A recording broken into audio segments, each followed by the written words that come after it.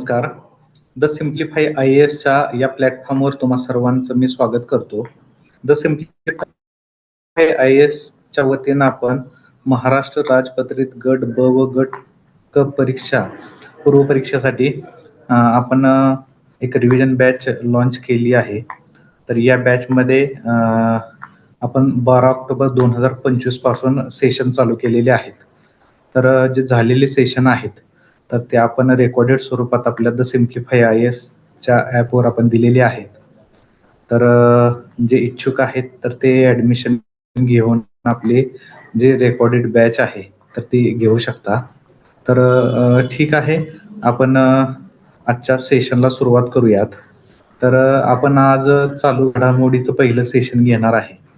तर सुरुवातीला आपल्या आजपर्यंत झालेल्या ज्या कंबाईनच्या एक्झाम आहेत तर याचे जुने जर क्वेश्चन पेपर बघितले तर त्याच्यात आपल्याला असं आढळून येतं की जे सर्व क्वेश्चन आहेत तर यामध्ये जवळपास 15 क्वेश्चन हे चालू घडामोडीवर विचारले जातात.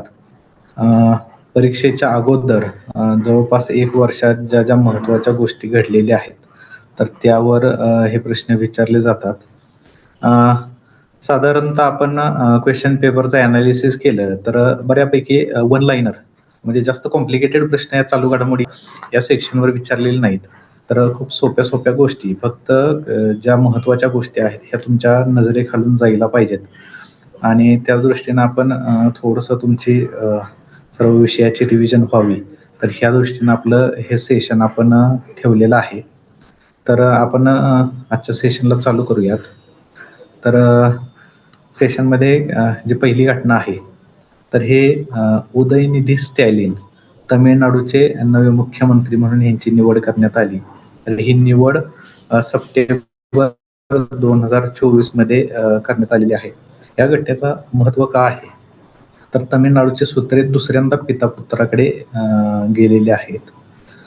MK स्टॅलिन यांचे हे उदयनिधी स्टॅलिन हे पुत्र आहेत. MK स्टॅलिन यांच्या जे मंत्रिमंडळ आहे याच्यात सध्या युवक कल्याण व क्रीडा विकास मंत्री म्हणून काम करत आहेत. तमिळनाडूचे हे तिसरे उपमुख्यमंत्री आहेत आणि जो DMK पक्ष आहे DMK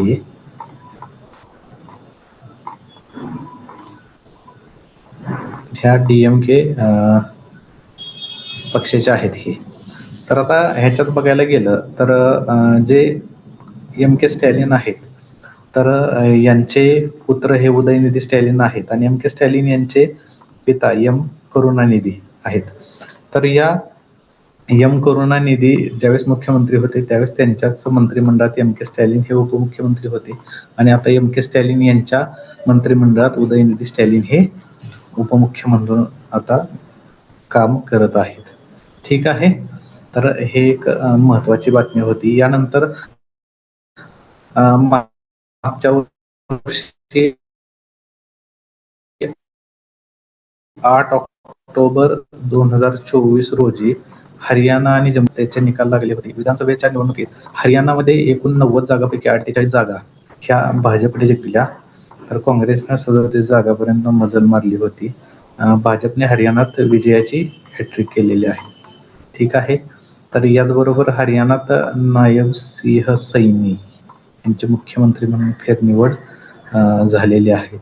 तसंच जम्मू काश्मीरमध्ये प्रथमच लोकनियुक्त सरकार स्थापन झालेलं आहे.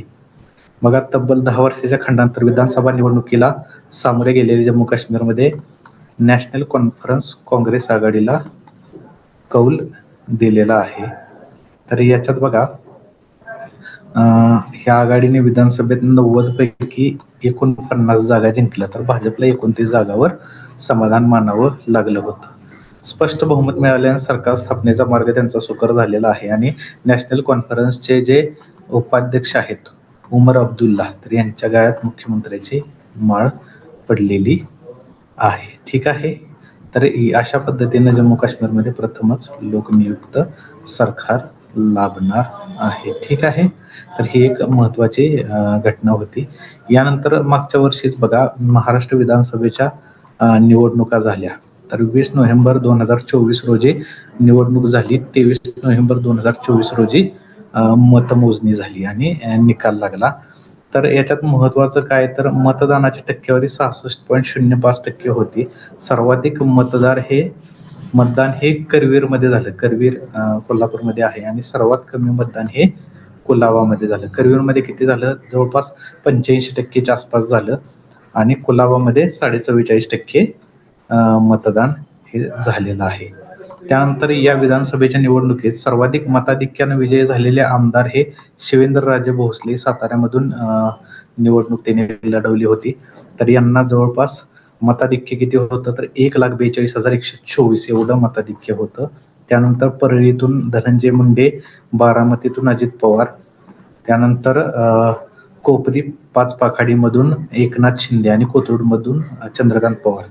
तर असे सर्वाधिक मताधिक्यानं विजयी झालेले आमदार होते. थोडासा या विधानसभेचा निकाल जर बघितला तुम्ही तर महाराष्ट्रात 288 जागा आहे. यापैकी भाजपने 132, शिंदे सेना 57, राष्ट्रवादी काँग्रेस अजितदादा 41 जागा, शिवसेना ठाकरे गट 20 जागा, भारतीय राष्ट्रीय काँग्रेस 16 जागा, राष्ट्रवादी काँग्रेस शरदचंद्र पवार 10 जागा. ह्या पद्धतीनं महत्त्वाचे जे पक्ष आहेत यांनी या जागा जिंकलेल्या होत्या. ठीक आहे. विरोधातल्या कोणताही पक्ष 29 जागा म्हणजे 10% जागा, एकूण जागेच्या 10% जागा जिंकू शकलेला नाही. त्याच्यामुळे कोणालाही विरोधी पक्षनेतेपद मिळालेलं नाही. त्यानंतर ज्या विधानसभेच्या निवडणुका झाल्या तर यामध्ये 22 महिला या निवडून गेलेल्या आहेत किंवा 22 विजय झालाय. 2019ची जी होत्या म्हणजे ह्या वर्षी थोडंसं महिलांचं म्हणजे ह्या निवडणुकीत थोडंसं महिला निवडून येण्याचं प्रमाण कमी झालेलं आहे. ठीक आहे. एकूण उमेदवाराच्या जवळपास 8.8% महिला उभ्या होत्या. ठीक आहे. त्यानंतर महत्त्वाचा बहुजन समाज पक्षाचे जेवढे उमेदवार निवडून आले होते त्यातल्या कोणालाही डिपॉझिट वाचवता आलं नाही. सगळ्यांचे डिपॉझिट जप्त झालेले आहे. मनसेला एकही जागा निवडून आणता आलेली नाही. ठीक आहे. तर या पद्धतीनं ह्या निवडणुकीचे काही निकाल होते. ह्याच्यात अजून एक महत्त्वाचं नोटाला 0.715% मते मिळालेली आहेत आणि या विधानसभेत सर्वात तरुण आमदार म्हणून रोहित पवार हे निवडून गेलेले आहेत आणि सर्वात वयस्क आमदार म्हणून छगन भुजबळ तर हे विधानसभेवर निवडून गेलेले आहेत. ठीक आहे. आपल्या कंबाईन परीक्षेच्या दृष्टीनं ज्या महत्त्वाच्या गोष्टी होत्या त्या एवढ्याच आहेत. याच्या बाहेर तुम्हाला काही विचारलं जाणार नाही. त्याच्यानंतर झारखंडचे नवीन मुख्यमंत्री म्हणून हेमंत सोरेन तर ह्यांची निवड झालेली आहे. नोव्हेंबर 2024 मध्ये हे निवडून गेलेले आहेत.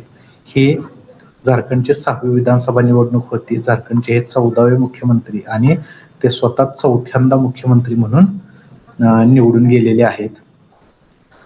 2009 मध्ये सोरेन हे राज्यसभा सदस्य होते.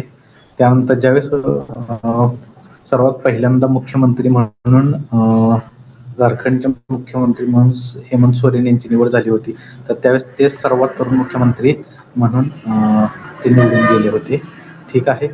त्यानंतर थोडंसं झारखंडच्या विधानसभेबद्दल बघायला गेलं तर 81 जागा आहेत. 81 पैकी 34 जागा झारखंड मुक्ती मोर्चा, भाजपने 21, काँग्रेसने 16, राजदने 4 आणि इतर 6 या पद्धतीनं ह्या जागा निवडून गेल्या होत्या. त्याच्यानंतर 28 नोव्हेंबर 2024 रोजी शपथ घेतल्यानंतर हेमंत सोरेन यांनी मैया सन्मान योजनेची दरमहा 2,000 थोड्याशा महत्वाच्या गोष्टी होत्या. याच्यानंतर महाराष्ट्राचे तिसऱ्यांदा मुख्यमंत्री म्हणून देवेंद्र फडणवीस यांनी शपथ घेतलेली आहे. शपथ सोहळा हा 5 डिसेंबर 2024 रोजी मुंबईतील आझाद मैदानावर झाला. तर त्यांच्याविषयी त्यांचा जीवनक्रम दिलेला आहे. 1992 मध्ये नागपूर महानगरपालिकेचे नगरसेवक सलग 2 वेळा होते. त्यानंतर भारतातील दुसरे सर्वात तरुण महापौर आणि नागपूरचे सर्वात तरुण महापौर ते ठरले होते. मेयर इन काउन्सिल म्हणून पुन्हा निवडून आलेले ते एकमेव व्यक्ती होते. सलग 5 वेळा महाराष्ट्र विधानसभेचे सदस्य. भाजपा अंतर्गत हे वॉर्ड संयोजक ते भाजप महाराष्ट्राचे अध्यक्ष बनले. त्याच्यानंतर 2020-21 मध्ये केरळ राज्य प्रभारी आणि केरळ, बिहार आणि गोवा निवडणूक प्रभारी म्हणून देवेंद्र फडणवीस यांनी काम केलं. त्यानंतर महाराष्ट्रात सुद्धा 2014 आणि 2019च्या ज्या लोकसभा निवडणुका झाल्या तर त्या प्रचाराचं नेतृत्व त्यांनी केलं होतं. त्यानंतर कॉमनवेल्थ पार्लमेंटरी असोसिएशनचा सर्वोत्कृष्ट संसदपटू म्हणून पुरस्कार त्यांना मिळालेला आहे. जसं मगाशी सांगितलं तुम्हाला, सलग 5 वेळा महाराष्ट्र विधानसभेचे सदस्य आहेत. 1999 पासून ते सलग 25 वर्ष आमदार आहेत. ठीक आहे. त्यानंतर अजून एक महत्त्वाचं आहे की आतापर्यंत बऱ्याच लोकांनी उपमुख्यमंत्रीपद भूषवलेली आहेत. पण बघा, उपमुख्यमंत्रीपद पदावरून मुख्यमंत्रीपद भूषवण्याची संधी मिळालेली ते पहिलेच उपमुख्यमंत्री ठरलेले आहेत. जसं मुख्यमंत्री पदावरून उपमुख्यमंत्रीपद भूषवणारे पहिले आहेत, तसेच उपमुख्यमंत्री पदावरून पुन्हा मुख्यमंत्री होणारे ते पहिलेच आहेत. ठीक आहे. आतापर्यंत 20 जणांनी महाराष्ट्राचे मुख्यमंत्रीपद भूषवले आहेत, तर त्याच्यातील 7 जणांना एकापेक्षा अधिक वेळा मुख्यमंत्री पदाची संधी मिळालेली आहे. तर इथं दिलेलं आहे बघा, 1 वेळा मुख्यमंत्री कोण कोण होतं आणि एकापेक्षा जास्त वेळा मुख्यमंत्री कोण कोण होतं. ठीक आहे. तर यानंतर बघा, सर्वाधिक काळ उपमुख्यमंत्री म्हणून कोण आहेत, तर अजित पवार हे सर्वात कमी काळ म्हणजे 3 दिवसाचे उपमुख्यमंत्री होते. त्याचबरोबर सर्वाधिक काळ मुख्यमंत्री म्हणजे उपमुख्यमंत्री म्हणजे 7.5 वर्ष ते उपमुख्यमंत्री म्हणून काम करत आहेत. त्याच्यानंतर बघा, देवेंद्र फडणवीस यांनी मुख्यमंत्री पदाचा 5 वर्षाचा कार्यकाळ पूर्ण केला. कार्यकाळ पूर्ण करणारे ते दुसरेच मुख्यमंत्री असल्याचे सांगण्यात येते. दुसरेच मुख्यमंत्री आहे की ज्यांनी त्यांचा कार्यकाल पूर्ण केलेला आहे. ठीक आहे. तर ह्या जे आपले मुख्यमंत्री आहेत देवेंद्र फडणवीस यांच्याबद्दल ह्या महत्त्वाच्या गोष्टी आहेत. त्याच्यानंतर डोनाल्ड ट्रम्प हे अमेरिकेचे 47वे राष्ट्राध्यक्ष म्हणून त्यांची निवड झालेली आहे. तर हे रिपब्लिकन पक्षाचे उमेदवार होते. यांनी कमला हॅरिस यांचा पराभव केलेला आहे. तर एकूण अमेरिकेतल्या एकूण जागा जर बघायला गेलं तर 538 जागा आहेत. 538 जागापैकी 435 ह्या हाऊस ऑफ रिप्रेझेंटेटिव्ह, सिनेटच्या 100 आणि वॉशिंग्टन DC-च्या 3 जागा, या पद्धतीने या सगळ्या सर्व जागा आहेत. तर डोनाल्ड ट्रम्प रिपब्लिकन पार्टी ह्यांचा विजय झालेला आहे आणि कमला हॅरिस डेमोक्रॅटिक पार्टीच्या आहेत, तर यांचा पराभव झालेला आहे. ठीक आहे. 538च्या टोटल जागा आहे. यापैकी डोनाल्ड ट्रम्प यांनी 295 तर कमला हॅरिस यांनी 226 जागा जिंकलेल्या आहेत. डोनाल्ड ट्रम्प यांना 50.9% मतं मिळाली, तर कमला हॅरिस यांना 47.6% मतं मिळालेली आहेत. ठीक आहे. 2016 मध्ये ट्रम्प पहिल्यांदा राष्ट्राध्यक्ष झाले. ते कितवे होते? 45वे राष्ट्राध्यक्ष होते. त्यावेळेस त्यांनी हिलरी क्लिंटन यांना हरवलं होतं. 2017 ते 2021 या कालावधीत ते राष्ट्राध्यक्ष म्हणून त्यांनी काम केलं. त्यानंतर आता 2025 मध्ये दुसऱ्यांदा 47वे राष्ट्राध्यक्ष म्हणून त्यांची निवड झालेली आहे. तर यावेळेस त्यांनी कमला हॅरिस यांना हरवलेलं आहे. ठीक आहे. ट्रम्प हे दुसरे व्यक्ती आहेत ज्यांनी 4 वर्षाच्या नंतर पुन्हा राष्ट्राध्यक्ष बनले. म्हणजे 4 वर्ष गॅप ठेवून पुन्हा राष्ट्राध्यक्ष बनलेले हे दुसरे व्यक्ती आहे. त्यांचा कार्यकाल 4 वर्षाचा आहे. ठीक आहे. अमेरिकेत 2 वेळा राष्ट्राध्यक्ष बनता येतं. फक्त याच्यात एक हे आहे की फ्रँकलिन डी रूझवेल्ट हे एकमेव आहे ज्यांनी 4 वेळा अमेरिकेचे राष्ट्राध्यक्ष बनले होते. ठीक आहे. अमेरिकेच्या पहिला महिला उपराष्ट्राध्यक्ष कमला हॅरिस आहे. ठीक आहे. आतापर्यंत एकही महिला अमेरिका राष्ट्राध्यक्ष बनली नाही. आता ह्यावेळेस संधी होती, पण यावेळेस डोनाल्ड ट्रम्प यांनी त्यांना हरवलेलं आहे. ठीक आहे. 20 जानेवारी 2025ला ट्रम्प यांनी पदभार स्वीकारलेला आहे. आतापर्यंतचे सर्वात वयस्कर राष्ट्राध्यक्ष हे डोनाल्ड ट्रम्प आहेत. यांचं वय 78 वर्ष एवढं आहे. ठीक आहे. JD व्हॅन्स हे अमेरिकेचे उपराष्ट्राध्यक्ष म्हणून यांनी शपथ घेतलेली आहे. तर जे अमेरिकेची निवडणूक झाली यात 6 भारतीय अमेरिकेंनी विजय मिळवला आहे. याच्यात सुहास सुब्रमण्यम, अमी बेरा, राजा कृष्णमूर्ती, रो खन्ना, प्रमिला जयपाल आणि श्री ठाणेकर, तर हे 6 व्यक्ती ह्या निवडणुकीत निवडून गेलेले आहे. ठीक आहे. तर हे डोनाल्ड ट्रम्प यांच्याबद्दल महत्त्वाच्या बाबी होत्या. ठीक आहे. तर ह्यानंतर थोड्याशा राष्ट्रीय बाबी बघू. यामध्ये अदानींनी भारतातील सर्वात मोठा ग्रीन हायड्रोजन नैसर्गिक वायू मिश्रित प्रकल्प सुरू केलेला आहे. ग्रीन हायड्रोजन नैसर्गिक वायू मिश्रित प्रकल्प चालू केलेला आहे. कधी? ऑक्टोबर 2024 रोजी. ठीक आहे. कुठं केलेला आहे प्रकल्पाचं ठिकाण बघा, अहमदाबाद शांतीग्राम. तर इथं हा प्रकल्प केलेला आहे. कंपनी कुठली आहे? Adani total gas limited. आणि दुसरी कुठली आहे? फ्रेंच कंपनी टोटल एनर्जीज ह्यांच्याबरोबर संयुक्त प्रकल्प आहे ह्या दोन्ही कंपन्यांचा. ठीक आहे. प्रकल्पाचा उद्देश काय आहे? स्वच्छ ऊर्जा वापर वाढवणे आणि कार्बन उत्सर्जन कमी करणे. तर हा याचा उद्देश आहे. ठीक आहे. 2.2 ते 2.3% ग्रीन हायड्रोजनचे मिश्रण केले जाणार आहे आणि अंदाजे 4,000 घरगुती व्यावसायिक ग्राहक तर यांना या हायड्रोजन मिश्रित नैसर्गिक वायूचा वापर करता येणार आहे. ठीक आहे. महत्वाचं काय? स्वच्छ ऊर्जेचा वापर आणि कार्बन उत्सर्जन कमी करण्याच्या दृष्टीनं हे चालू केलेलं आहे. ठीक आहे. भारतातील सर्वात मोठा ग्रीन हायड्रोजन नैसर्गिक वायू मिश्रित प्रकल्प कुठं आहे? तर अहमदाबाद शांतीग्राम. ठीक आहे. त्यानंतर दुसरी महत्वाची घटना आहे. देशातील दुसरे 3D प्रिंटिंग टपाल कार्यालय पुण्यात सुरू केलेलं आहे. ठीक आहे. कुठं आहे? सहकार नगर पुणे. तर इथं हे तयार केलेलं आहे. हे दुसरं आहे. पहिलं कुठं आहे? तर बंगळुरूमधील हलसुरू बाजारात केम्ब्रिज लेआउट येथे 3D प्रिंटिंगचं हे टपाल कार्यालय सुरू करण्यात आलेलं होतं. आता पुण्यातलं आहे हे दुसरं आहे. ठीक आहे. याच्यात काय केलं जातं?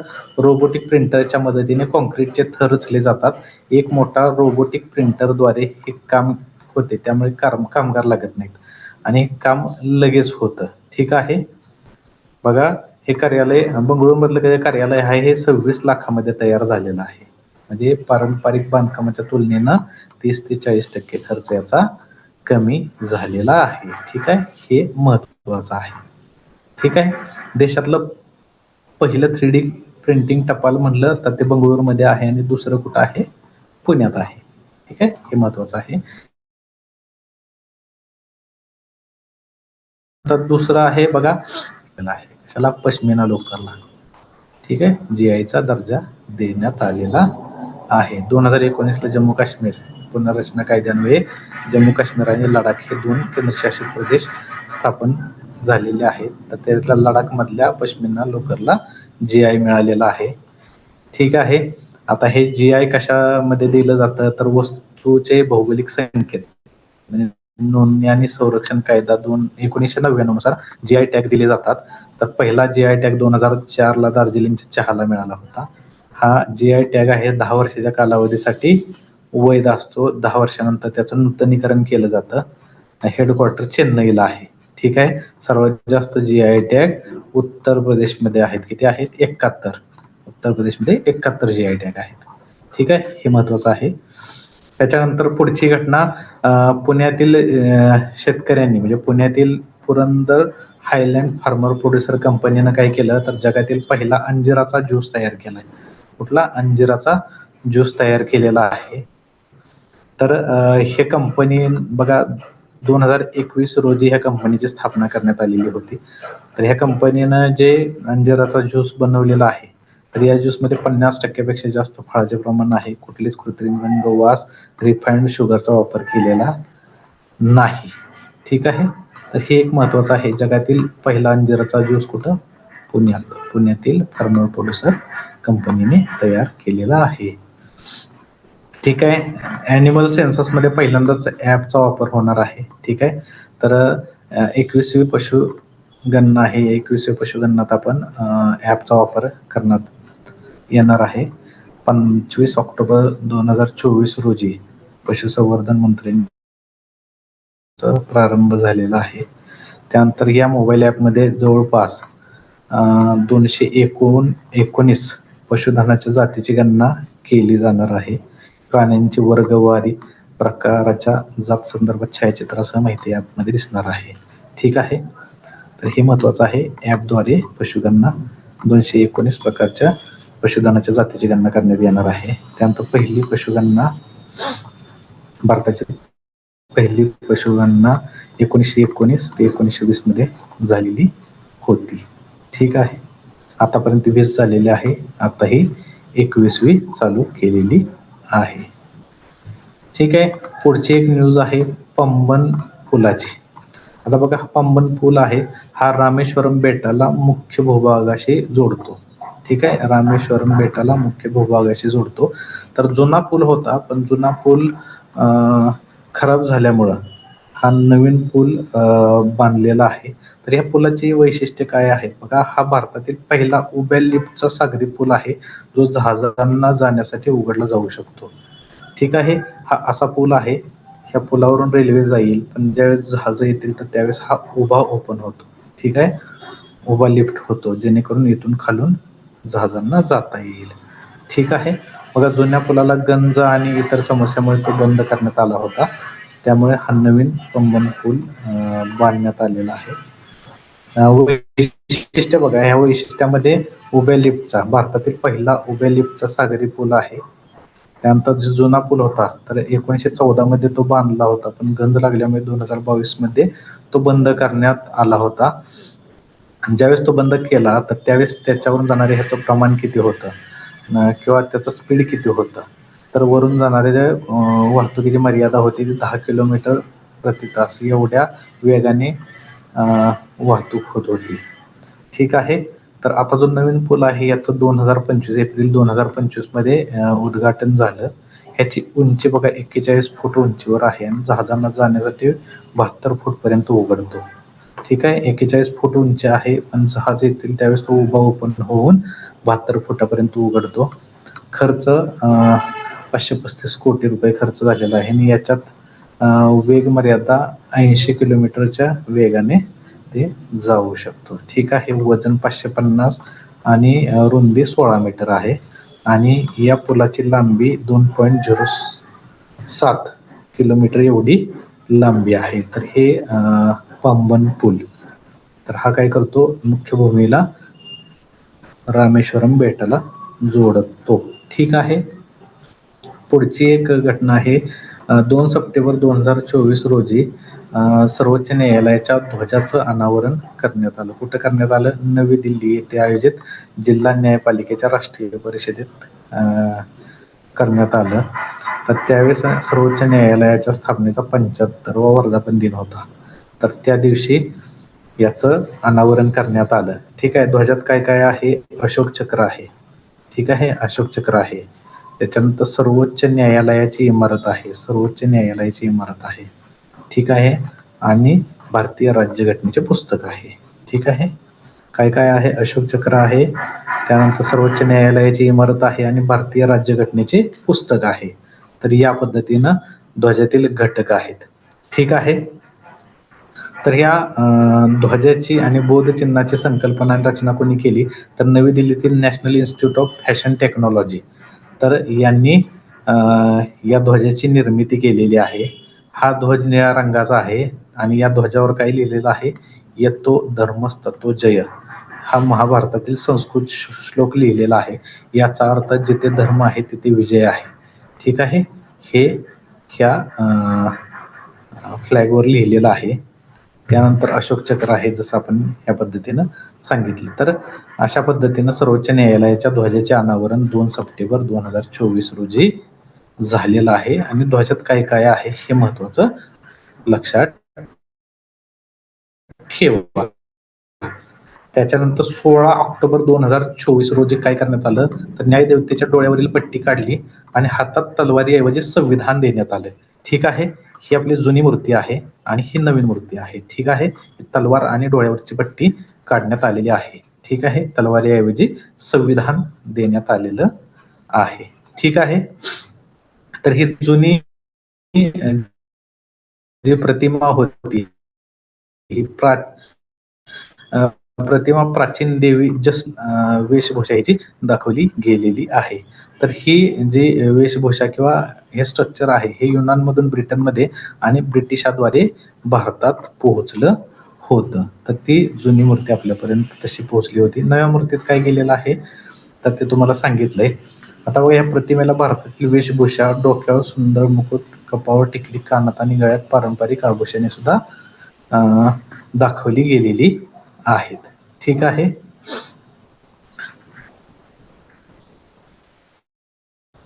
ठीक आहे. तर ह्या पद्धतीनं आपल्या न्यायदेवतेत बदल करण्यात आलेले आहेत. जुने आणि नवीन काय बदल करण्यात आलेत हे थोडंसं महत्त्वाचं पाहिजे.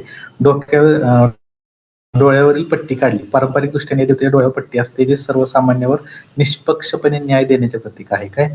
निष्पक्षपणे न्याय. म्हणजे कुणाकडे बघून न्याय द्यायचा नाही. त्याच्यामुळे डोळ्यावर पट्टी होती, तर ती पट्टी काढलेली आहे.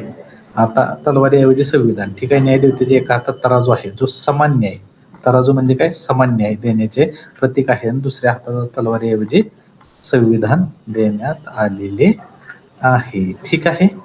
उद्देश काय आहे, सरन्यायाधीश चंद्रचूड यांनी स्पष्ट केलेले आहे. न्यायालयात ना हिंसाचाराने नव्हे, तर संविधान आणि कायद्याने न्याय द्यायचा आहे. त्यामुळे तलवारीचे प्रतीक काढून संविधानाचे प्रतीक देण्यात आले आहे, असं सरन्यायाधीश चंद्रचूड यांनी स्पष्ट केलेलं आहे. ठीक आहे. तर ही एक महत्वाची घटना होती. यानंतर पोर्ट ब्लेअर. ठीक आहे. पोर्ट ब्लेअर हे काय, अंदमान निकोबारची राजधानी आहे. तर तिचं नाव श्री विजयपुरम करण्यात आलं.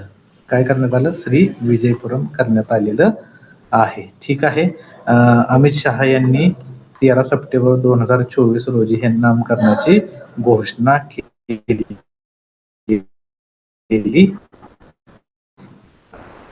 आहे. ठीक आहे. नाव बदलाचं कारण काय आहे? वसाहतवादी व स्वातंत्र्य लढ्यातील विजयाचा सन्मान करणे हा यामागचा उद्देश आहे. ते थोडंसं मागचा इतिहास दिलेला आहे, पण तो महत्वाचा नाही. विजयपुरम करण्यात आलेले आहे. ठीक आहे. यानंतर महत्वाची पुढची घटना आहे, मराठीसह 5 भाषांना अभिजात भाषेचा दर्जा देण्यात आलेला. कधी देण्यात आला? 3 ऑक्टोबर 2024. ठीक आहे. महत्वाचा आहे. मराठीसह 5 भाषांना अभिजात दर्जा कधी देण्यात आला? 3 ऑक्टोबर बघा, पाली, प्राकृत, आसामी आणि बंगाली. तर ह्या सर्व भाषांना जो अभिजात दर्जा आहे तो देण्यात आलेला आहे. मग आतापर्यंत किती भाषा झाल्या? 11 भाषांना अभिजात भाषेचा दर्जा देण्यात आलेला आहे. ठीक आहे. मग अभिजात भाषेचा दर्जा दिल्यानंतर काय बघा, प्रत्येक विद्यापीठात अभिजात प्रत्येक विद्यापीठात अभिजात भाषेसाठी एक अध्यासन केंद्र स्थापन केले जाते. काय केले जाते? एक अध्यासन केंद्र स्थापन केले जाते. त्यानंतर प्राचीन ग्रंथ अनुवादित केले जातात, आर्थिक अनुदान मिळते आणि आंतरराष्ट्रीय स्तरावर सांस्कृतिक आणि शैक्षणिक प्रभाव वाढण्यास मदत होते. ठीक आहे. त्यानंतर भारतातील सर्व 450 विद्यापीठामध्ये संबंधित भाषा शिकवण्याची सोय केली जाते. तर असं अभिजात भाषेचा दर्जा मिळाल्यानंतर ह्या पद्धतीनं ज्या महत्वाचं सवलती किंवा महत्वाच्या बाबी त्या भाषेविषयी घडतात. ठीक आहे. त्यानंतर मराठी भाषेची थोडीशी हिस्ट्री दिलेली आहे. ठीक आहे. 22 अधिकृत भाषापैकी एक आहे. ठीक आहे. 400 कोटी सॉरी 14 कोटी भारतातील मराठी भाषिकांची एकूण लोकसंख्या 14 कोटी वगैरे. ह्या महत्वाच्या ज्या आतापर्यंत घडलेल्या गोष्टी आहेत तर त्या दिलेल्या आहेत. बघा, यानंतर महत्वाचं मराठी भाषा गौरव दिन 17 फेब्रुवारी, मराठी अभिजात भाषा गौरव दिन 3 ऑक्टोबर. 3 ऑक्टोबरला अभिजात भाषेचा दर्जा मिळाल्यामुळं तो दिवस हा अभिजात भाषा गौरव दिन म्हणून साजरा केला जातोय. मराठी भाषा राजभाषा. ठीक आहे. 1 मे. जागतिक मातृभाषा दिन 21 फेब्रुवारी आणि मराठी राजभाषा अधिनियम कधी? 1964ला. ठीक आहे. तर या पद्धतीने हे थोडंसं मराठी भाषेविषयी आणि अभिजात भाषेचा दर्जा मिळाल्याविषयी थोडंसं महत्त्वाच्या गोष्टी आहेत. त्यानंतर मराठी भाषेचं विद्यापीठ, मराठी भाषा विद्यापीठ. ठिकाण कुठं? रिद्धपूर, अमरावती. स्थापना 1 जून 2024. पहिले गुरु डॉक्टर अविनाश आवलगावकर. ठीक आहे. रिद्धपूरमध्ये मराठीतील पहिला हस्तलिखित आद्यग्रंथ लीळाचरित्र हा लिहिला गेला होता. त्याच्यामुळं जे मराठी भाषा विद्यापीठाची स्थापना आपण रिद्धपूर अमरावती इथं केलेली आहे. ठीक आहे. केंद्र सरकारने अभिजात भाषेचा दर्जा देण्यासाठी हे 4 निकष पाहिले होते. ठीक आहे. अभिजात भाषेचा दर्जा प्राप्त झाल्यानंतर होणारे फायदे काय? अभिजात भाषेतील स्कॉलरसाठी दरवर्षी 2 राष्ट्रीय पुरस्कार आणि centre of excellence for study स्थापन करण्यात येतं. ठीक आहे. हे 2 फायदे आहेत. तर या पद्धतीनं मराठीसह 5 भाषांना अभिजात दर्जा देण्यात आलेला आहे. तर त्याच्याविषयी आपण माहिती पाहिली. ठीक आहे. यानंतर पुढचं आहे तिरुपूर. हे बघा तामिळनाडूमधलं आहे.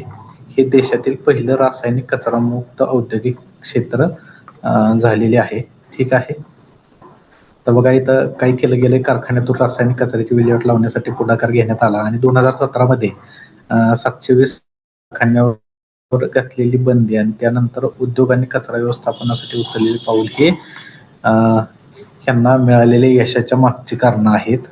तर महत्वाचं लक्षात ठेवा, तिरुपूर तामिळनाडू हे पहिलं रासायनिक कचरामुक्त औद्योगिक केंद्र झालेलं आहे. थोडीशी माहिती दिलेली आहे. ठीक आहे. ती काही जास्त महत्वाची नाही, फक्त तिरुपूर बद्दल लक्षात ठेवा. ठीक आहे.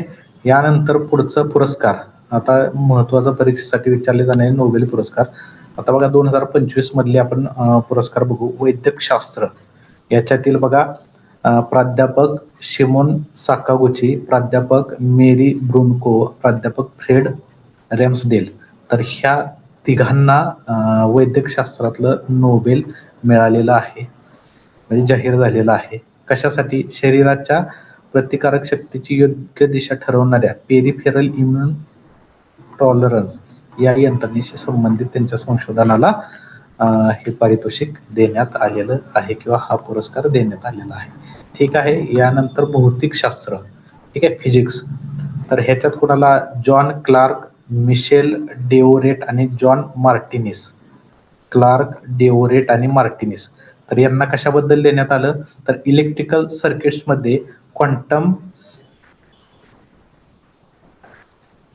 टनेलिंग आणि ऊर्जा पातळीच्या शोधासाठी.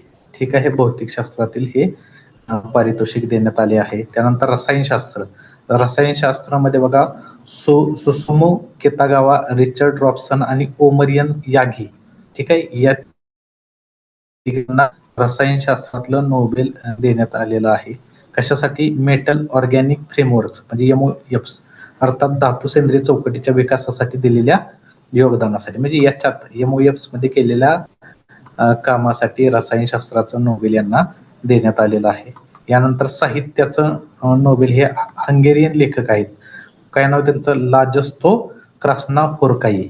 लाजस्तो क्रास्नाहोर्काई यांना त्यांनी आजपर्यंत लिहिलेल्या कलाकृतीसाठी साहित्याचं नोबेल देण्यात आलेलं आहे. हे कुठले आहेत? हंगेरीच्या. ठीक आहे. त्यानंतर शांततेचं कुणाला मिळाले? बघा वेनेझुएला. तर याच्या मारिया कोरिना मचाडो. ठीक आहे. मारिया मचाडो. तर यांना शांततेचा नोबेल जाहीर झालेला आहे. ह्या व्हेनेझुएलाच्या प्रमुख विरोधी पक्ष नेत्या आणि व्हेनेझुएलाची आयर्न लेडी म्हणून सुद्धा यांना संबोधलं जातं. ठीक आहे. तर अशा प्रकारे शांततेचं यांना दिलेलं आहे. आणि त्यानंतर अर्थशास्त्राचं जोएल मोकिर, पीटर हॉविट, फिलिप एगियान. ठीक आहे. यांना अर्थशास्त्राचं दिलेलं आहे. ह्यांनी काय केलंय? आर्थिक विकासात इनोव्हेशन म्हणजेच नवकल्पनांचा कसा मोठा वाटा असतो यावर त्यांनी अभ्यास केला. तर त्याबद्दल त्यांना हे पुरस्कार अर्थशास्त्राचं नोबेल देण्यात आलेला आहे. ठीक आहे. तर बघा दरवर्षी 6 क्षेत्रात हा पुरस्कार दिला जातो. वैद्यकशास्त्र, भौतिकशास्त्र, रसायनशास्त्र, साहित्य, शांतता आणि अर्थशास्त्र महत्वाचे आहेत. तर हे थोडंसं पाठ करून ठेवा. त्यानंतर थोडंसं मागचं 2024चं पण विचारलेलं आहे, पण हे विचारण्याची शक्यता कमी असते. तरीही मी 2024चं दिलेत. वैद्यकीय क्षेत्रात, भौतिक शास्त्रात, रासायनिक, साहित्य, शांतता आणि अर्थशास्त्र. तर ह्याच्यात दिलेलं महत्वाचं बघा, साहित्यामध्ये हान कांग या दक्षिण कोरियाच्या लेखिका आहेत. ठीक आहे. तर त्यांना मिळालं आहे. दक्षिण कोरियाच्या लेखिका हान कांग. आणि शांततेचा कोणाला मिळालेला आहे? तर निहोन हिडांक्यो. ठीक आहे. तर ही जपानमधील अनुभव हल्ल्यातून वाचलेल्या लोकांची एक संघटना आहे, निहोन हिडांक्यो. ठीक आहे. तर अण्वस्त्र मुक्त जग मिळवण्यासाठी आणि अणुबॉम्बच्या आपत्तीजनक परिणामांवर प्रकाश टाकण्यासाठी केलेल्या त्या प्रयत्नाबद्दल ह्या संस्थेला शांततेचा नोबेल देण्यात आलेला होता. ठीक आहे. साहित्यामध्ये हानकांग आणि शांतता, निहोन हिडांक्यो आणि 2025 सगळे व्यवस्थित करून घ्या. ठीक आहे. हे थोडीशी नोबेल पुरस्काराविषयी बेसिक माहिती दिलेली आहे. ठीक आहे. हे जे आपले बॅचचे स्टुडंट आहेत तर त्यांना हे PDF मी शेअर करेन. ठीक आहे. त्यानंतर पुढची महत्वाची घटना आहे मान्याची वाडी देशातील सर्वोत्तम ग्रामपंचायत. बघा कुठले मान्याची वाडी सर्वोत्तम ग्रामपंचायत ग्राम ऊर्जा स्वराज सह नानाजी देशमुख सर्वोत्तम ग्रामपंचायत पुरस्कार मिळालाय. त्याचं महत्वाचं सातारा जिल्ह्यातील पाटण तालुक्यातील गाव आहे. हे कुठल्या पाटण तालुक्यातील गाव आहे. तर याला बघा नानाजी देशमुख सर्वोत्तम ग्रामपंचायत पुरस्कार आणि ग्राम ऊर्जा स्वराज्य विशेष पुरस्कार असे 2 पुरस्कार देण्यात आलेले आहे. नानाजी देशमुख सर्वोत्तम ग्रामपंचायत पुरस्कार हा कशासाठी देण्यात आला? ग्रामविकासामध्ये प्रभावी काम करणाऱ्या ग्रामपंचायतींना हा पुरस्कार दिला जातो आणि रक्कम 1,50,00,000 आहे. आणि ग्राम ऊर्जा स्वराज्य विशेष पुरस्कार अक्षय ऊर्जेचा अवलंब करणाऱ्या ग्रामपंचायतींना पुरस्कार जातो हा 1 कोटीचा आहे. ठीक आहे. तर हे 2 पुरस्कार त्या मानेची वाडी पाटण तालुक्यातील सातारा जिल्ह्यातील गाव आहे. तर याला मिळालेला आहे आणि 11 डिसेंबर 2024 रोजी हा पुरस्कार वितरित करण्यात आलेला आहे. ठीक आहे. त्यानंतर पुढचा विष्णुदास भावे गौरव पदक ठीक आहे 2025. बघा 2025 चा हा पुरस्कार आहे. तो 2025 चा पुरस्कार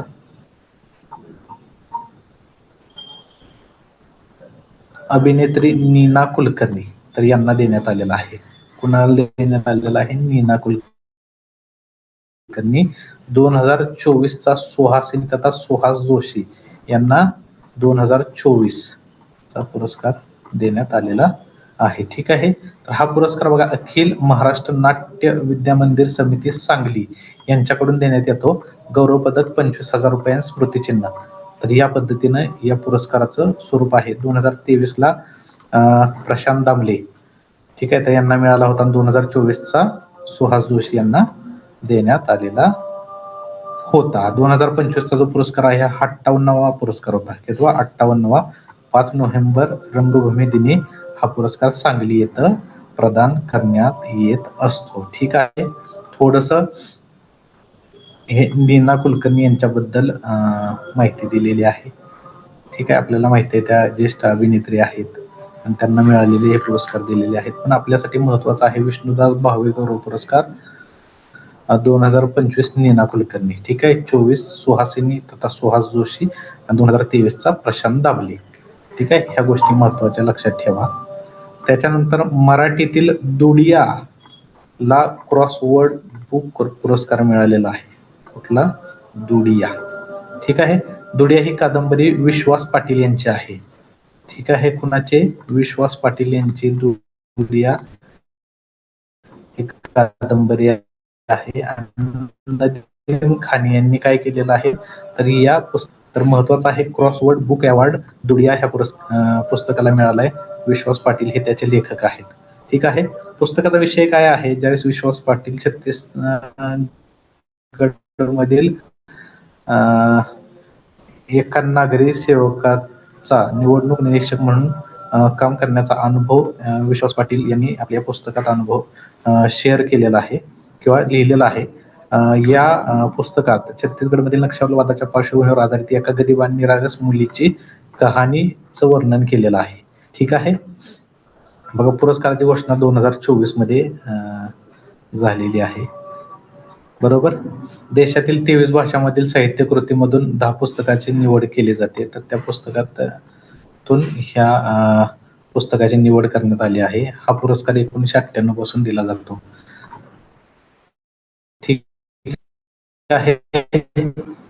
हा पुरस्कार बुकर आणि पुलिसझाटीतील मॅजेस्टिक प्रकाशनने तर इंग्रजीतील नियोगी पब्लिकेशनने दुडिया कादंबरीचं प्रकाशन केलेलं आहे. ठीक आहे. मराठीत मॅजेस्टिक आणि इंग्रजीत नियोगी पब्लिकेशन. महत्वाचं लक्षात ठेवा 2024 मध्ये क्रॉसवर्ड बुक अवॉर्ड कुणाला मिळाला? दुडिया ह्या पुस्तकाला मिळाला आणि लेखक विश्वास पाटील आणि नदीम खान. ठीक आहे. त्यानंतर पुढचं आहे बघा UNHCR नानसेन शरणार्थी पुरस्कार 2024. ठीक आहे. बघा हा पुरस्कार आहे हा United Nation High Commissioner for Refugees. ठीक आहे. तर यांच्यातर्फे दिला जातो. 1954ला याची स्थापना करण्यात आलेली आहे. ठीक आहे. तर ह्या फ्रिडजॉफ नॉनसेन्स, ठीक आहे, फ्रिडजॉफ नॉनसेन यांच्या नावावरून हा पुरस्कार दिला जातो. नॉर्वेचे आहेत. पहिल्या महायुद्धा मध्ये झालेले विस्थापनानंतर लीग ऑफ नेशन मध्ये हे निर्वासितांचे पहिले उच्चायुक्त म्हणून यांनी काम केलं. तर त्यांच्या नावावरून फ्रिडजॉफ नॅन्सेन यांच्या नावावरून हा नॅन्सेन शरणार्थी पुरस्कार दिला जातो. 1954ला स्थापना आहे. तर बघा 2024 मध्ये 5 महिलांना हा पुरस्कार मिळाला. हा महिलांचे चित्र आहे बघा.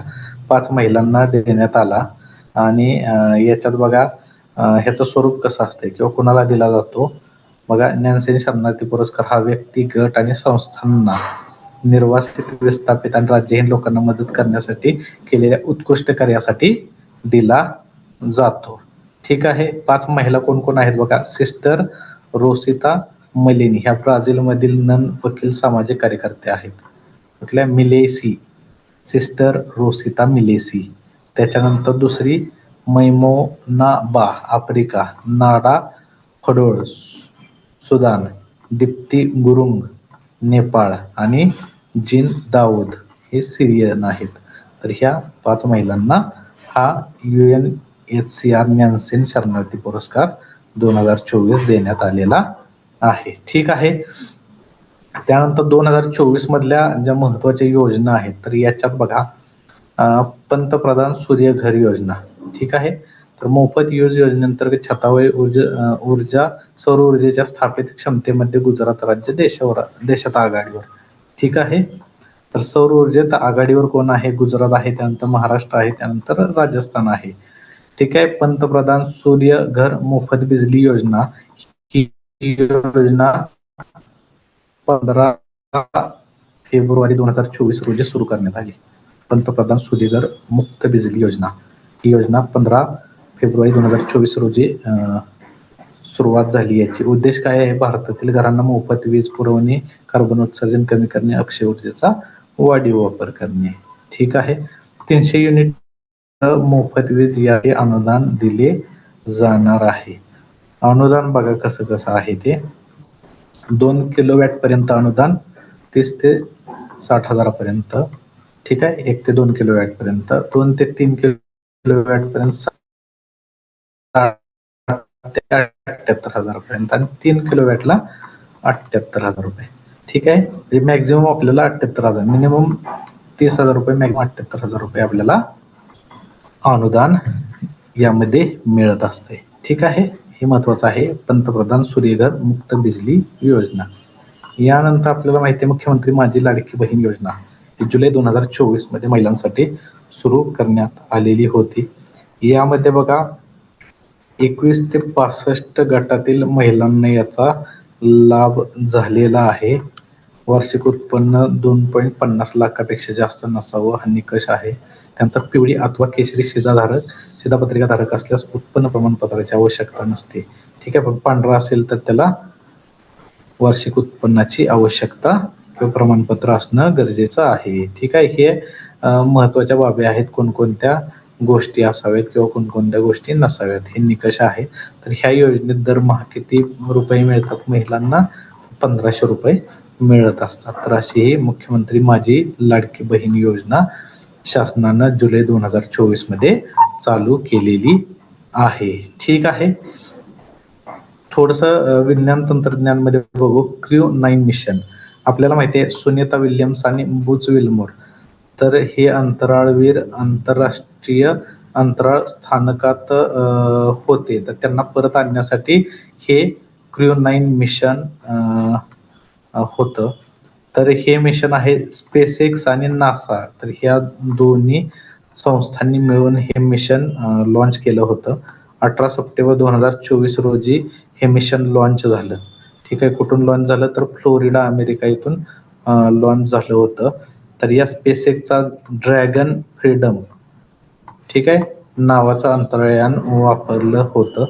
आणि या अंतराळयानाच्या मदतीनं आणि ह्या क्रू 9 मिशन थ्रू 18 मार्च 2025 रोजी आपल्याला माहिती आहे सुनीता विल्यम्स बुच विल्मर यांना काय केलं होतं, तर आपल्या पृथ्वीवर सुरक्षितपणे आणलं होतं. तर त्याचं हे क्रू 9 मिशन होतं. महत्वाचं क्रू 9 मिशन हे कशासाठी होतं, तर अंतराळात फसलेल्या सुनीता विल्यम्स आणि बुच विल्मर यांना आपल्या पृथ्वीवर सुरक्षित आणण्यासाठी हे स्पेसएक्स आणि नासा या दोन संस्थांनी मिळून हे मिशन आखलं होतं. ठीक आहे.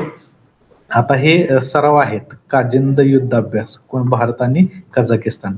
आपण आपल्या विद्यार्थ्यांना वन लाईनर नोट्स ही देणार आहे, तर त्याच्यात ह्या लहान लहान गोष्टी म्हणजे युद्धाभ्यास असतील किंवा इतर ज्या वन लाईनर गोष्टी आहेत, तर त्या सर्व गोष्टी आपण त्याच्यात दिलेल्या आहेत. किंवा दिवस असतील, ठीक आहे, वर्ष असतील, कोणतं वर्ष म्हणून साजरं केलंय किंवा कोणता दिवस म्हणून साजरा केलाय किंवा वेगवेगळे युद्धाभ्यास आहेत, तर ते सगळं आपण त्याच्यात दिलेलं आहे.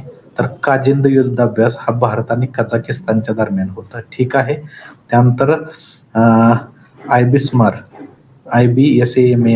तर हा एक बहुराष्ट्रीय सागरी युद्ध सराव आहे. याच्यात भारत, ब्राझील आणि साऊथ आफ्रिका, ठीक आहे, ठीक आहे, तर यांच्या दरम्यानचा हा सराव आहे, हे लक्षात ठेवा. त्यानंतर भारतीय नौदलात INS इक्षक जहाजाचा समावेश, ठीक आहे. तर याच्यात बघा सर्वेक्षण जहाज मोठे प्रकल्पातील, ठीक आहे, आपला हा एक प्रकल्प आहे सर्वेक्षक जहाज मोठा प्रकल्प, म्हणजे मोठे जे सर्वेक्षक जहाज आहेत ते तयार करण्याच्या प्रकल्पामध्ये आपल्याला माहिती आहे संध्याक, निर्देशक, इक्षक आणि संशोधक अशा 4 जहाजाचं आपण निर्मिती करणार होतो किंवा आहोत. तर ह्या जहाजांची निर्मिती बघा garden rich ship builders and engineers आणि L&T यांनी मिळून हे काम करत आहेत. तर त्यांनी ही जी INS शिक्षक आहे तर हे तयार करून आपल्या नौदलात याचा समावेश करण्यात आलेला आहे. तर बघा ह्या प्रकल्पातील वेगवेगळी जहाजे, तर पहिलं आहे संध्याक, ठीक आहे, तर हे पहिलं जहाज होतं. तर हे 3 फेब्रुवारी 2024 रोजी आपल्या नौदलात सामील झालेलं आहे. संध्याक आहे ते 3 फेब्रुवारी 2024 रोजी आपल्या नौदलात सामील झालेलं आहे. त्यानंतर दुसरं आहे निर्देशक, हे 18 डिसेंबर 2024 रोजी नौदलात आलेलं आहे. त्यानंतर आता हे इक्षक 6 नोव्हेंबर 2025 रोजी हे आलेलं आहे. आणि जे संशोधक आहे तर ह्याचे फक्त लॉन्चिंग झालेलं आहे, अजून हे आपल्या ह्याच्यात आलेलं नाही. म्हणजे आतापर्यंत संध्याक, निर्देशक आणि इक्षक ही जे जहाजं आहे तर ही जहाजं आपल्या नौदलात सामील झालेली आहेत. संशोधक हे अजून झालेलं नाही. आता ह्या जहाज निर्मितीच्या मागचा उद्देश काय होता किंवा ह्या जहाजाचा वापर कशासाठी होणार आहे, तर बंदरे, नेव्हिगेशनल चॅनल आणि सागर किनारपट्टी, त्याचबरोबर खोल समुद्राचे हायड्रोग्राफिक सर्वेक्षण, ठीक आहे, हायड्रोग्राफिक सर्वेक्षणसाठी. त्यानंतर संरक्षणासाठी समुद्रशास्त्रीय डेटा गोळा करणे, तर यासाठी एक उपयोग होणार आहे. शोध, बचाव तसेच महासागर संशोधनासारख्या दुय्यम भूमिका सुद्धा ही जहाजं आहेत ही बजावणार आहे. ठीक आहे. फक्त आपल्याला लक्षात असू द्या सर्वेक्षण जहाज मोठे प्रकल्प अंतर्गत आपल्याकडे 4 जहाजं येणार आहेत. संध्याक, निर्देशक, इक्षक आणि संशोधक. याच्यातले संध्याक, निर्देशक, इक्षक आलेले आहेत.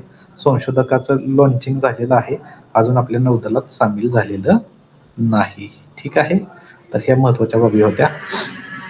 यानंतर पुढचं एक महत्वाची बाब आहे की भारत सरकारने GDP गणना करण्यासाठी 2022-23 हे आधार वर्ष करण्याचे प्रस्तावित केलेलं आहे. 2022-23 हे कधीपासून लागू होईल, 2026 पासून लागू होणार आहे. सध्या आपण 11-12 हे आधारभूत वर्ष वापरत आहोत. ठीक आहे. हे पण 2015 साली आपण काय केलं, त्याच्या अगोदर 2004-5 वापरत होतो. 2015 सालापासून आपण 2011-12 हे बेसिक इयर म्हणजे आधार वर्ष म्हणून वापर केला जात होता. तो आजपर्यंत केला जात होता. आता 2026 पासून 22-23चा वापर केला जाणार आहे. ठीक आहे. त्यानंतर आता बघा जागतिक भूक निर्देशांक, ग्लोबल हंगर इंडेक्स, 2024 आता 2025चा पण आलेला आहे. थोडंसं 2024चा बघू आपण. 2024 नुसार काय आहे तर 127 देशामध्ये भारताचा क्रमांक 105वा आहे. ठीक आहे. 105वा 2024 105वा ही श्रेणी गंभीर श्रेणी आहे आणि स्कोर भारताचा किती आहे 27.3 आहे. किती 27.3 आहे. थोडंसं 2022 पासून बघायला गेलं 2022ला 107वा क्रमांक होता. 2023ला 111वा क्रमांक आहे. 2024ला 105वा क्रमांक आहे आणि 2025ला 102वा क्रमांक आहे. ठीक आहे. 102वा क्रमांक आहे. तर या पद्धतीनं हे महत्वाचं आहे. ग्लोबल हंगर इंडेक्स रिपोर्ट हा कोण देतं? आयर्लंडची कन्सर्न वर्ल्ड लाईफ आणि विल्थंगर हिल्फे ही जर्मनची गैरनफा संस्था आहे. तर ह्या दोन संस्था हा जो अहवाल आहे किंवा निर्देशांक आहे हा प्रसिद्ध करत असतात. ठीक आहे. आता शेजारचे काही देशांची परिस्थिती जर बघितली कारण की आपल्याला माहिती आहे 127 देशामध्ये 2024 मध्ये आपला 105वा क्रमांक आहे. त्याबरोबरच पाकिस्तान 109 आहे. अफगाणिस्तान 116 आहे. ठीक आहे. तर ह्यांची परिस्थिती आपल्यापेक्षा वाईट आहे. पण आपल्यापेक्षा चांगली असणार बघा नेपाळची 68 आहे. श्रीलंका 56 आहे. बांगलादेश 84 आहे. तर अशा प्रकारे ह्यांची स्थिती आपल्यापेक्षा चांगली आहे. ठीक आहे. आता हे 2025चा बघा 102वा क्रमांक आहे. म्हणजे 105 वरून आपण 102 वर आलो. ठीक आहे. गुण बघा 25.8 आणि अजून आपण गंभीर श्रेणीतच आहोत. ठीक आहे. लक्षात ठेवा 2025 मध्ये 102वा 2024 मध्ये 105वा Global Hunger Index. Global Hunger Index. ठीक आहे. तर याच्यानंतर बघा आंतरराष्ट्रीय काय बाबी आहेत. WHO न काय केलंय तर 19 सप्टेंबर 2024 रोजी जगातील पहिला कुष्ठरोग मुक्त देश म्हणून जॉर्डनची घोषणा केली. ठीक आहे. पहिला कुष्ठरोग मुक्त देश कुठला आहे? जॉर्डन. इथं जॉर्डनचं थोडंसं मॅप दिलेला आहे. सौदी अरेबिया, इराक, सिरिया आणि इकडे इस्रायल. ठीक आहे. इस्रायल इथं लेबनॉन इथं इकडं पॅलेस्टाईनचे पट्टे आहेत. ठीक आहे. इकडे इजिप्त आहे. हा गल्फ ऑफ अकाबा. तर ह्या पद्धतीने हे जॉर्डनचं स्थान आहे. त्यानंतर पुढचं मालदीवमध्ये रुपे कार्ड लॉन्च. ठीक आहे. 7 ऑक्टोबर 2024 रोजी आपलं जे रुपे कार्ड आहे तर ते मालदीवमध्ये लॉन्च करण्यात आलेलं आहे. ठीक आहे. आपलं 2012 मध्ये नॅशनल पेमेंट कॉर्पोरेशन ऑफ इंडियानं काय केलं तर भारतात हे रुपे कार्ड लॉन्च केलं होतं. ठीक आहे. त्यानंतर या कार्डला इंडिया पे म्हणून संबोधलं जात होतं. पण परत काय केलं रुपीवरून रु आणि पेमेंट वरून पे ह्या पद्धतीनं रुपये असं त्याला नाव देण्यात आलं आहे. मग आता मालदीवमध्ये जर रुपे कार्ड लॉन्च झाला असेल तर ह्याचे फायदे काय होणार आहेत बघा की दोन्ही देशातील आर्थिक संबंध आणि पर्यटनात सहकार्य वाढणार आहे. त्यानंतर मालदीवमध्ये RuPay card ATM point of sale उपकरण आणि ई कॉमर्समध्ये वापरलं जाणार आहे. त्याच्यामुळे आपले डिजिटल व्यवहार आहेत ते सोपे होणार आहेत. ठीक आहे. महत्वाचं लक्ष ठेवा मालदीवमध्ये आपलं रुपे कार्ड हे लॉन्च करण्यात आलेलं आहे. ठीक आहे. आता आशियन डेव्हलपमेंट बँक इस्रायल आहे हा आशियन डेव्हलपमेंट बँकचा कितवा सदस्य? 69वा सदस्य आणि 20वा बिगर प्रादेशिक सदस्य म्हणून सामील झालेला आहे. 69वा सदस्य. ठीक आहे. 69वा सदस्य कधी? ऑक्टोबर 2024. ठीक आहे. आता हे 69 सदस्य आहेत. लक्षात ठेवा इस्रायल आशियन डेव्हलपमेंट बँकेचा 69वा सदस्य आहे. याच्या अगोदर 2019 मध्ये 68वा सदस्य म्हणून कोण तर न्यू हा देश सामील झाला होता. आता 69 झालेले आहेत. आशियन डेव्हलपमेंट बँक 1966 ला स्थापना मुख्यालय मनीला फिलिपाईन्स. तर या पद्धतीनं हे थोडंसं महत्वाच्या ज्या बाबी आहेत त्या आपण इथं घेतलेल्या आहेत. तर ठीक आहे. आजच्या दिवसापुरतं आपण इथंच थांबूया. धन्यवाद.